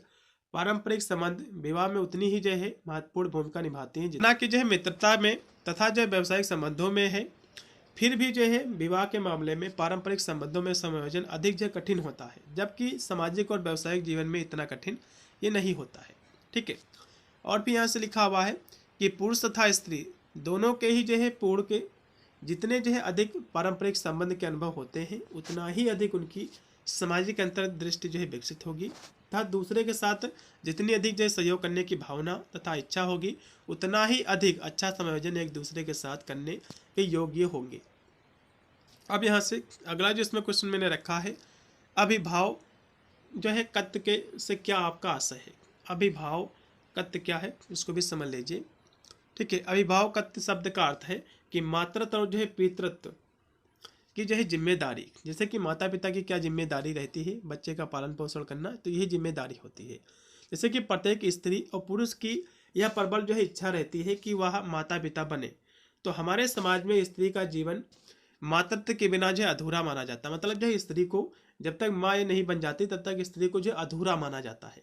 ठीक है, केवल जो स्त्रियों को ही नहीं संतान प्राप्ति की इच्छा जो है नहीं रहती है, बल्कि पुरुष को भी संतान प्राप्त करने की इच्छा तीव्र रहती है। विवाह का एक प्रमुख जो उद्देश्य है संतान प्राप्ति है, जिससे जो है वंश की परंपरा को निरंतरता जो है प्राप्त होती है, वंश को आगे बढ़ाया जाता है। अतः जो विवाह के पश्चात संतान के जन्म लेने पर दंपत्ति संतुष्टि का अनुभव जो करते हैं, एक भविष्य के प्रति सुरक्षा की भावना का अनुभव करते हैं। संतान को पाकर उन्हें दुनिया की सबसे बड़ी खुशी जो है मिलती है। यदि यह संतान प्राप्ति योजनाबद्ध ढंग से हो तो, योजनाबद्ध मतलब ये होता है कि विवाह के माध्यम से हो तो संतान तो ऐसे भी जो है प्राप्त किया जा सकता है, लेकिन उसको समाज जो है कभी भी आपकी संतान नहीं मानेगा। तो विवाह के माध्यम से जो कि आपको एक कानूनी अधिकार मिल जाता है। ठीक है, जो कि हर तरह से चाहे वह सेक्स को लेकर हो या फिर चाहे बच्चे पैदा करने से लेकर हो, तो इस तरह से योजनाबद्ध तरीके से यदि संतान की प्राप्ति की जाए तो काफ़ी अच्छा होता है, काफ़ी खुशी मिलती है। ठीक है, अब यहाँ से प्रौढ़ावस्था क्या है, इसके जो विकासात्मक कार्य क्या है इसको समझ लीजिए। तो जो है एडल्ट शब्द की उत्पत्ति जो कि लैटिन जो वर्ड है एडल्ट से हुई है, जिसका अर्थ होता है कि संपूर्ण शक्ति एवं आकार में जो है बड़ा होना, मतलब growth to full size and strength, अथवा जो है परिपक्वता, अर्थात प्रौढ़ वह व्यक्ति है जिसने जो है अपनी वृद्धि जो है पूर्ण कर ली है और वह जो है समाज के अन्य प्रौढ़ों के समान उच्च स्तर को प्राप्त करने के लिए तैयार है। इसी को हम क्या कहते हैं, प्रौढ़ावस्था कहते हैं। ठीक है, यहाँ से हारलाग महोदय ने लिखा है कि प्रौढ़ावस्था की आयु जो है 20 से लेकर 40 वर्ष तक इन्होंने जो है होती है। इनके अनुसार प्रौढ़ावस्था की पहचान व्यक्ति में होने वाले शारीरिक मानसिक लक्षणों के आधार पर की जाती है। इस अवस्था में शारीरिक मानसिक सामाजिक विकास जो है उच्च स्तर तक जो है हो जाता है और उत्तरदायित्व का भार भी जो है बढ़ जाता है। नवीन जो है मूल्यों को सीखना, रचनात्मक जो है कार्य करना, जीवन यापन करना और पारिवारिक जो है उत्तरदायित्व का निर्वहन करना, संतान की उत्पत्ति करना और सामाजिक जो है प्रत्याशाओं को जो है पूरा करना इस अवस्था के प्रमुख जो है कार्य है। ठीक है, इसी पर जो है प्रौढ़ावस्था में किया जाता है। इसी कारण जो इसे समस्याओं की उम्र भी जो कहते हैं। इस अवस्था में भूमिका निर्वाह वे लोग अधिक जो सफलतापूर्वक जो करते हैं जो पूर्व की अवस्थाओं में अति संरक्षण में नहीं रहे हैं। एक्सिन ने इसे जो है प्राथम में संकट का समय भी जो है माना है, क्योंकि इसे जो है व्यक्ति नए सिरे से जीवन की शुरुआत जो है यहाँ से करता है। ठीक है, यहाँ से पारिवारिक जीवन आपका शुरू होता है। अब यहाँ से प्रौढ़ावस्था के विकासात्मक कार्य क्या है इसको भी समझ लीजिए। जैसे कि जीवन साथी का चुनाव, तो जब जो है व्यक्ति पूर्ण प्रौढ़ावस्था को प्राप्त करता है तो वह जो है पूर्ण रूपेण स्वनिर्भर हो जाता है या जो है आंशिक रूप से दूसरे पर निर्भर रहता है। परंतु जो है प्रायः इस अवस्था तक मनुष्य स्वनिर्भर हो जाता है और अब उसे अपने जीवन साथी का चुनाव करने, उसके साथ जो है विवाह कर अपने उत्तरदायित्व का निर्वहन करना जो है पड़ता है। किशोरावस्था में वास्तविकता और अन्य स्वयं की योग्यता को आधार पर जो है रखते हुए जिन जीवन साथी की जो है कल्पना की गई होती है उसी के जो है क्रियान्वयन का कार्य इस अवस्था में करना होता है। इस अवस्था तक व्यक्ति को यह ज्ञात हो जाता है कि उसके जो है किस प्रकार या जो है कैसे जीवन साथी की जो हो सकता है, वह जो है इसके साथ रहना अपना पूरा जीवन सुचारू रूप से चला सकता है। मतलब जो है ये क्या है, ये इसकी जो इसका कार्य है एक है जीवन कह सकते हो जीवन साथी का चुनाव। तो प्रौढ़ावस्था जो होता है इसमें जीवन साथी का चुनाव इसकी कह सकते हो पहला इसका कार्य होता है कि कौन सा जीवन साथी उसके साथ रह सकता है, उसका चुनाव करना इसका पहला कार्य होता है। तो उसके बाद है जीवन साथी के साथ रहना और जो सीखना। तो जो है पूर्व प्रौढ़ावस्था तक पहुँचते पहुँचते इसमें जो प्रवेश करने के पश्चात व्यक्ति को जो है यह पता होता है कि उसे अपने जीवन साथी के साथ कैसे रहना है, उसके साथ कैसे जो है अपना जीवन व्यतीत करना है, उसे अपने जीवन साथी की आवश्यकताओं को ध्यान में रखना चाहिए। कभी कभी जो ऐसा होता है कि हम अपनी आवश्यकताओं के विषय में सोचते हैं परंतु अपने जीवन साथी की ज़रूरतों को जो नज़रअंदाज कर देते हैं और जिससे जो है जीवन साथी में जो है एक कह सकते हो जो कि कुंठा की भावना का विकास जो है होना प्रारंभ हो जाता है, जो वैवाहिक जीवन के लिए उचित जो है नहीं होता है। ठीक है, जाहिर सी बात है आपका जो जीवन साथी है उसको आपका जो है कहना आपको उसका मानना चाहिए। ठीक, उसकी ज़रूरतों को पूरा करना चाहिए, आपको नज़रअंदाज जो है नहीं करनी चाहिए। उसके बाद है परिवार की शुरुआत। तो प्रौढ़ावस्था जो होता है प्रारंभिक प्रौढ़ावस्था तक पहुँचते पहुँचते अर्थात जो किशोरावस्था के अंत तक जो व्यक्ति वास्तविक आधार पर अपने जीवन साथी का चुनाव करके प्रौढ़ावस्था उससे विवाह करके जीवन की नींव रख लेता है। अब जो है उसका अपने पैतृत्व परिवार के अलावा भी एक परिवार और होता है जिसको जो है उसे स्वयं देखना और उसका जो है पालन पोषण पारिवारिक जो उत्तरदायित्व को पूर्ण रूपेण जो है निभाना पड़ता है। मतलब जो है इसमें जो है परिवार की शुरुआत, जैसे कि बच्चा अपने माता पिता की सेवा करता ही है उसके बाद वो भी जो है माता पिता बनता है, अपने बच्चों का भी पालन पोषण जो उसी के साथ करता है। उसके बाद है बच्चों का जो है पालन पोषण। तो प्रौढ़ावस्था में पहुँचते पहुँचते किशोरावस्था के अंत तक ये जीवन साथी का चुनाव सही ढंग से करने के बाद अपने जीवन साथी के साथ अच्छा समन्वय स्थापित कर लेते हैं। परिवार के सदस्यों के साथ रहते रहते ये अपने बच्चों का पालन पोषण सही ढंग से या उसके जो उत्तरदायित्व को निभाने का प्रयास करते हैं। प्रौढ़ावस्था जो है यह चाहते हैं कि बच्चे को किसी भी प्रकार का कोई कष्ट ना हो तथा उनका पालन पोषण जो है सही ढंग से हो। इसके अलावा उसके खाने पीने के जो है सही तरीकों को अपनाने का बेहतर प्रयास और बच्चे को जो है सिखा सके, ये सब सारे जो है प्रयास करता है। जाहिर सी बात है कोई भी माता पिता होगा यही चाहता है कि उसका जो बच्चा है उसका सही से पालन पोषण हो।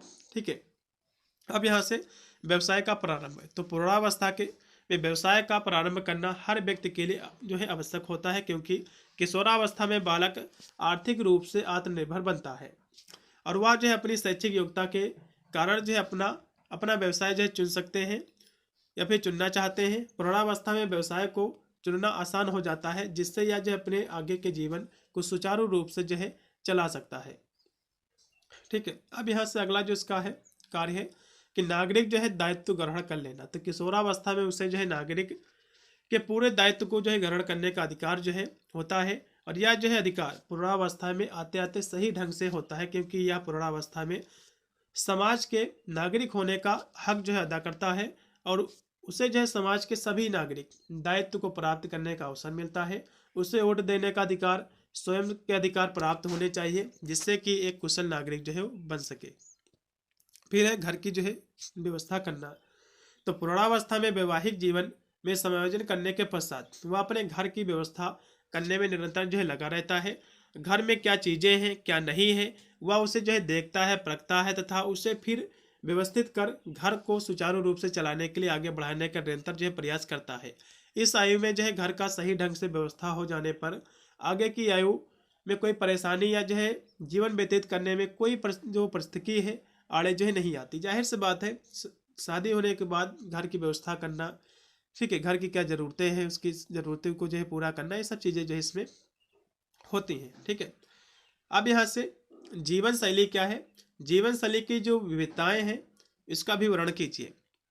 तो जीवन शैली जो है व्यक्तियों, परिवारों और समाज में रहने वाले एक तरीका है जो अपने शारीरिक, मनोवैज्ञानिक, सामाजिक और आर्थिक वातावरण के साथ दिन प्रतिदिन के आधार पर मुकाबला जो है करते हैं। जीवन शैली प्रेरणाओं, आवश्यकताओं और चाहतों का एक जो है संयोजन है, और संस्कृत, परिवार, संदर्भ, समूह जो है सामाजिक वर्ग जैसे कारकों को से जो है प्रभावित हैं। यह जो है लोगों की आत्म छवि या जो है आत्म अवधारणा को जो है दर्शाती है, जिस तरह वे खुद को देखते हैं, मानते हैं, और कि वे दूसरे के द्वारा जो है देखे गए हैं। अब यहाँ से इसमें दिया कि विविधता क्या है, जैसे कि अकेलापन। तो 20 साल की उम्र की शुरुआत में, अब आपके एग्जाम में क्वेश्चन बनता है कि अकेलापन क्या है। तो 20 साल की उम्र की शुरुआत में लोगों के लिए अकेला रहना सबसे आम जो है जीवन शैली है, और अकेले रहने वाले वयस्कों की संख्या में वृद्धि हुई है। और एक अनुमान के अनुसार वर्तमान समय में युवा जो है वयस्क 40 से 50 के मध्य तक पहुंचेंगे। तब तक जो है उनमें से लगभग 25% ने शादी जो है नहीं की होगी, एक अनुमान है। अब यहाँ से देखिएगा कि प्रौढ़ावस्था में आपको पढ़ा रहा था, तो प्रौढ़ावस्था के चरण क्या है इसको भी समझ लीजिए। तो प्रौढ़ावस्था जो है मानव की आयु का एक चरण है, ठीक है, और ये जो है वो अवस्था है जब मनुष्य अपनी युवावस्था की समाप्ति की ओर जो है बढ़ रहा होता है। प्रौढ़ावस्था जो है वृद्धावस्था नहीं होती है, बल्कि युवावस्था और जो है वृद्धावस्था के बीच की अवस्था होती है। मनुष्य जो है एकदम से वृद्धि इसमें जो है नहीं होती है, और जब उसकी जो युवावस्था समाप्त हो रही होती है तो उसकी आयु जो है परिपक्वता अथवा जो है प्राप्त कर लेती है परिपक्वता को, और ये जो अवस्था ही प्रौढ़ावस्था जो है कहलाती है। और प्रौढ़ावस्था की समाप्ति के बाद वृद्धावस्था प्रारंभ होती है। समानता जो है 40 से 45 वर्ष की जो आयु होती है मनुष्य की, इसी को हम युवावस्था कहते हैं। और 45 आयु के पश्चात प्रौढ़ावस्था का आरंभ होता है, और 46 से 60 वर्ष की जो आयु होती है प्रौढ़ावस्था मानी जाती है, और इसके पश्चात की जो 60 से ऊपर की जो एज होती है उसको हम वृद्धावस्था फिर प्रारंभ हो जाती है। ठीक है, अब यहाँ से प्रौढ़ावस्था के जो विभिन्न चरण हैं उनको भी समझ लीजिए, इसकी विशेषता समझ लीजिए। तो इसमें पहला है प्रारंभिक जो प्रौढ़ावस्था, ये लगभग जो है 20 से लेकर के 39 वर्ष तक ये चलता है। इसमें जो है इसकी विशेषता क्या है, इसमें करियर और जो है परिवार की इसमें शुरुआत होती है। फिर है मध्य जो प्रौढ़ावस्था, ये जो है लगभग 40 से लेकर 60 वर्ष तक चलती है। इसमें जो है चयापचय में जो कमी, हार्मोनल जो है परिवर्तन, जीवन की उत्पादकता का इसमें जो है चरम होता है। फिर है उत्तर जो है प्रौढ़ावस्था, ये 60 वर्ष और उससे अधिक होती है। इसमें स्वास्थ्य संबंधी चुनौतियाँ, कमजोरियों में जो है वृद्धि, नींद के पैटर्न में बदलाव, ये सब चीज़ें जो इसकी विशेषताएँ हैं। ठीक है, अब यहाँ से अगला जो इसमें क्वेश्चन है, नैतिक विकास क्या है। ठीक है, इथिकल डेवलपमेंट क्या है। तो वह प्रक्रिया है जिसके द्वारा व्यक्ति जो है क्या सही है क्या गलत है इसके बीच में अंतर करना सीखता है, और मूल्यों और जो सिद्धांतों को अपनाते हैं और उनके साथ व्यवहार को निर्देशित करते हैं। इसी को हम नैतिक विकास कहते हैं। नैतिक विकास क्या है, इसमें कोई बच्चा जो है क्या सही है क्या गलत है उसके बीच में अंतर करना सीखता है। लॉरेंस जो कि कोहलबर्ग ने इस सिद्धांत को विकसित किया है जो कि नैतिक विकास का। ठीक है, एग्जाम में क्वेश्चन बनता है कि नैतिक विकास क्या है, लॉरेंस जो है कोहलबर्ग का जो है नैतिक विकास के सिद्धांत का वर्णन कीजिए। तो लॉरेंस जो है कोहलबर्ग के सिद्धांत के अनुसार नैतिक विकास जो है ये 6 चरणों में होता है, जिसे जो है 3 मुख्य स्तर में जो विभाजित किया गया है। ये 3 स्तर जो है पूर्व पारंपरिक और जो है पारंपरिक और उत्तर जो है पारंपरिक है। ठीक है, तो यहाँ से चरण देखिएगा। पहला है इसमें पूर्व पारंपरिक नैतिकता, इसमें जो है दंड और आज्ञाकारिता अभिविन्यास। इस चरण में जो है सही गलत का निर्धारण जो है सजा से बचाने अधिकारियों का जो है पालन करने से होता है। फिर इसी में दूसरा चरण है कि साधन जो है व्यक्तिपरक अभिविन्यास। तो इस स्तर पर व्यक्ति अपनी जो है व्यक्तिगत जरूरतों को पूरा करने, पुरस्कार प्राप्त करने पर ध्यान केंद्रित करता है। नैतिकता का आधार में और मेरा होता है। उसके बाद आता है पारंपरिक जो है नैतिकता, तो इसमें जो है अच्छा लड़का अच्छी लड़की अभिविन्यास। तो इस जो है चरण में सही व्यवहार वह है जिसे जो है दूसरे लोग पसंद करते हैं या जो है सराहना करते हैं। सामाजिक स्वीकृति एक जो है इसमें प्रमुख जो प्रेरणा है, मतलब जो है समाज कौन लड़का सही है कौन लड़का अच्छा है, इसका जो है विन्यास है। फिर है इसका जो चौथा चरण है कानून और जो है व्यवस्था विन्यास। तो इसमें जो है व्यक्ति समाज के नियमों कानूनों का पालन करने के महत्व को समझता है ताकि जो सामाजिक व्यवस्था है बनी रहे, और एक कर्तव्य है और जो है अधिकार की भावना भी है ये। उसके बाद आता है तीसरा इसका स्तर कि उत्तर जो है पारंपरिक नैतिकता। इसमें जो है जो पांचवा चरण है पारंपरिक जो है अनुबंध अभिविन्यास। तो इस स्तर पर व्यक्ति यह जो है समझता है कि कानून और नियम सामाजिक समझौते का हिस्सा है, उन्हें जो है बदला जा सकता है। सही और गलत का निर्धारण सामाजिक भलाई और व्यक्तिगत मूल्यों के आधार पर किया जाता है। फिर है सार्वभौमिक नैतिक सिद्धांत अभिविन्यास। तो यह जो है नैतिक तर्क का उच्चतम जो स्तर है जहां व्यक्ति जो है सार्वभौमिक नैतिक सिद्धांतों का पालन करता है, जैसे कि न्याय, समानता और मानवाधिकार। यह सिद्धांत किसी भी सामाजिक या कानूनी नियम के जो है ये ऊपर होते हैं। अब यहाँ से एग्जाम में क्वेश्चन बनता है कि जो है पियाजे के संज्ञानात्मक विकास के चरण का उल्लेख कीजिए। तो इनके जो चरण है, पहला इसका चरण है कि संवेदी गतिशील जो है चरण, जो कि जन्म से लेकर 2 वर्ष का ही समय होता है, इसको उन्होंने बताया है। इस चरण में बच्चे अपनी जो इंद्रियां होती हैं आँख कान नाक जीभ त्वचा शारीरिक जो क्रियाएं होती है इसके माध्यम से दुनिया को जो है समझते हैं, और वे जो है वस्तुओं के गायब होने पर उनका पीछा करने जैसे कि चीज़ें भी जो है करते हैं। उसके बाद है पूर्व संचलनात्मक जो है चरण, जो कि 2 वर्ष से लेकर 7 वर्ष तक इसको रखा है। इसमें जो है बच्चे प्रतीकात्मक सोच का उपयोग करना शुरू कर देते हैं, लेकिन उनके जो है तर्क अक्सर जो कि अहंग केंद्रित और जो अतार्किक होते हैं। ये जो है कल्पनाशील खेल में शामिल होते हैं और अपरिवर्तनशीलता की कमी इसमें जो है दिखाते हैं, जैसे कि किसी वस्तु को दोबारा उसी रूप में जो है नहीं देख सकते हैं। उसके बाद है ठोस संचालनात्मक जो चरण, जो कि 7 वर्ष से लेकर जो है 11 वर्ष तक इसको रखा है। इसमें बच्चे जो है तार्किक रूप से सोचना जो है शुरू करते हैं, लेकिन जो है केवल ठोस या वास्तविक वस्तुएं घटनाओं के बारे में। वे जो है संरक्षण, जैसे कि एक गिलास से दूसरे गिलास में पानी डालने की मात्रा जो है समान रहती है, और क्रमबद्धता जिसे जो अवधारणा है इसको समझने जो है लगते हैं। उसके बाद है औपचारिक जो है संचलनात्मक जो है चरण, जो कि 12 वर्ष प्लस तक ये रहता है। तो इस चरण में जो है बच्चे अमूर्त सोच, जटिल समस्या समाधान के समझ होते हैं। वे जो है परिकल्पनाएं जो है बना सकते हैं, वैज्ञानिक तर्क कर सकते हैं, इसमें करते हैं सब। अब यहाँ से मनोवैज्ञानिक जो है कल्याण क्या है, आपके एग्जाम में क्वेश्चन बनेगा। ठीक है, मानव मनोवैज्ञानिक कल्याण क्या है? ये जो है मनोवैज्ञानिक कल्याण से है, इसका तात्पर्य जो है मनोवैज्ञानिक कल्याण से है, जिसमें जो है व्यक्ति की सकारात्मक भावनाएं, जीवन के उद्देश्य की भावना, दूसरे के साथ संतोषजनक संबंध, आत्म स्वीकृति, व्यक्तिगत विकास, सत्यता की भावना इसमें शामिल है। या जो है केवल नकारात्मक भावनाओं की उपस्थिति नहीं है, बल्कि सकारात्मक जो है मानसिक अवस्थाओं को बढ़ावा देना इसमें। और वैज्ञानिक जो है कल्याण का एक पहलू यह भी है कि विज्ञान का उपयोग मानव जाति के समग्र कल्याण को बढ़ाने के लिए किया जाए, जैसे कि स्वास्थ्य, शिक्षा और जो है जीवन की गुणवत्ता में सुधार। ठीक है, उसके बाद यहाँ से घटक इसके दिए हुए हैं कि मनोवैज्ञानिक कल्याण के घटक, जैसे कि सकारात्मक जो है भावनाएं, तो जीवन के प्रति सकारात्मक दृष्टिकोण, जैसे कि खुशी। ठीक है, उसके बाद है आत्म स्वीकृति, तो अपनी खूबी और कमजोरियों को स्वीकार करना और खुद को जो है स्वीकार करना। फिर है व्यक्तिगत जो है विकास, तो अपने जो है कौशल, ज्ञान, क्षमताओं को जो है लगातार इसमें जो है विकास को जो है क्षमताओं को बढ़ाना। फिर उद्देश्य और जो है अर्थ है, तो जीवन में एक उद्देश्य की भावना होना, सकारात्मक संबंध, दूसरे के साथ अच्छे जो है संबंध बनाना। ठीक है, संतोषजनक जो है संबंध बनाना। फिर है स्वतंत्रता, तो स्वतंत्र रूप से निर्णय लेना, कार्य करने की क्षमता। ये सब इसकी जो है घटक है। फिर यहाँ से रजो निवृत्ति क्या है, देखो मैंने आपको बताया था कि पीरियड के जो है अपोजिट होता है। पीरियड में क्या होता है, इसमें जो है जो कह सकते हो, ठीक है, इसमें जो है अंडाणु निकलते हैं। जबकि रजो निवृत्ति क्या होती है, ये जो है किसी जो है स्त्री की जीवन के मध्य भाग में होने वाली वह घटना है, वह समय है जिससे जो है अंतिम मासिक धर्म जो है हुआ हो। मतलब जो है जैसे कि मासिक धर्म में क्या हो, तो मासिक धर्म जब बंद हो जाता है इसी को हम रजो निवृत्ति कहते हैं, ठीक है। और रजो निवृत्ति के अंतर्गत जो है अंडाशय द्वारा जो है डिंब का निर्माण धीरे धीरे जो है बंद हो जाता है। कुछ स्त्रियों में यह क्रिया अचानक या एक जो है भी देखी जाती है। स्त्री के जीवन में उसके जो है मासिक धर्म का बिल्कुल बंद हो जाना एक प्रमुख जो है शारीरिक परिवर्तन की दशा जो है मानी जाती है। इस स्थिति के दौरान स्त्री के दौरान शरीर में लगातार परिवर्तन होते हैं और प्रत्येक स्त्री इस परिवर्तन का अनुभव नए व व्यक्तिगत तरीके से करती है। कुछ स्त्रियों का मानना है कि यह दशा उनके जीवन में एक नए अनुभव व दृष्टिकोण के साथ जो प्रारंभ हुई है।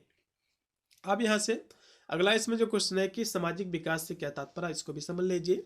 तो सामाजिक विकास का अभिप्राय है कि जीवन के प्रति अच्छे दृष्टिकोण का विकास करना, आंतरिक चेतना के विकास तथा समाज के सदस्यों के द्वारा किन्हीं आधारभूत जो नैतिक सिद्धांत है उसको स्वीकार करना। और सामाजिक विकास वह प्रक्रिया है जिसके कारण अपेक्षाकृत सरल समाज एक विकसित समाज की ओर परिवर्तित होता है, इसी को हम सामाजिक विकास कहते हैं, ठीक है। उसके बाद है सामाजिक विकास की विशेषताएं क्या है, एग्जाम में क्वेश्चन बनेगा। तो पहला इसमें है जो इसकी विशेषता है आरंभिक जो है सामाजिक अनुक्रियाएं। तो शैशवावस्था में बालक का सामाजिक संपर्क जो है माता पिता इसके इर्द गिर्द जो है वातावरण जो है होता है, जिस पर शिशु की आंखें टिकती हैं। माता के चेहरे को देखकर वह मुस्कुराता है और यही उसका जो है सामाजिक संपर्क है। कालांतर में उसका सामाजिक संपर्क बढ़ता रहता है और उसी तरह जो अनुक्रियाएं जो है करता है बच्चा।